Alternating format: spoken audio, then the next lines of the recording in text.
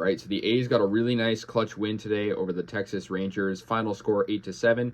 Interestingly enough, this game was sort of similar to last game, but it was flipped. The A's actually lost last game 8-7, and it was sort of them choking the game, whereas this game, they were going into the ninth inning losing and eventually, got their game-winning runs in the ninth inning to win this game over the Rangers 8-7, like I said. 52nd win of the year for Oakland, and 10 hits apiece for each team. Been a lot of offense in this series so far. The A's had J.P. Sears on the mound, so they've gone with young pitchers sort of in the past couple of games, which is interesting to see. So I just want to say, top of the second inning, Dermis Garcia, solo home run, his 4th of the year.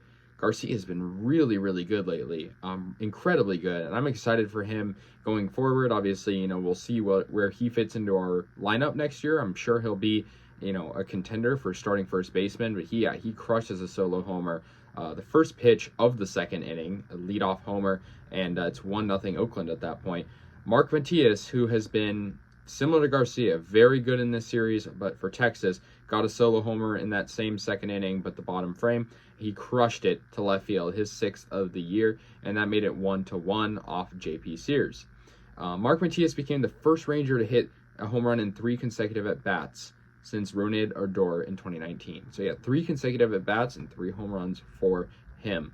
Marcus Semien, 3-run homer. He's made a big impact. Whenever he plays the A's, he just, he knows how to get home runs and hits.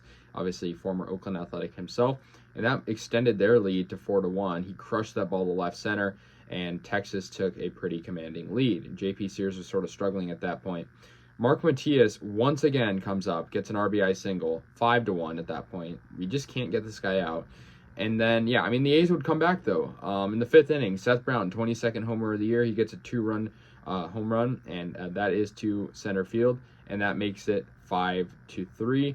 And, that was a good homer for him off Dane Dunning. It gets the A's back in the ball game. They needed that. They don't get that. They probably wouldn't have the momentum to come back. Female Machine got an RBI double, sort of blooped and flared into left field, and the defense was positioned in such a way that he was able to make it to second, and it scored in a run, and so that made it 5-4. The A's, it'd be a couple innings with, no runs. The A's had Colin Wiles play. He made his MLB debut after being drafted in 2012 and spending 10 years in Texas's minor league system, pitching for the A's today, and playing his former team. Jonah Heim got a 2-run homer, so also another former Oakland Athletic getting a home run in this game.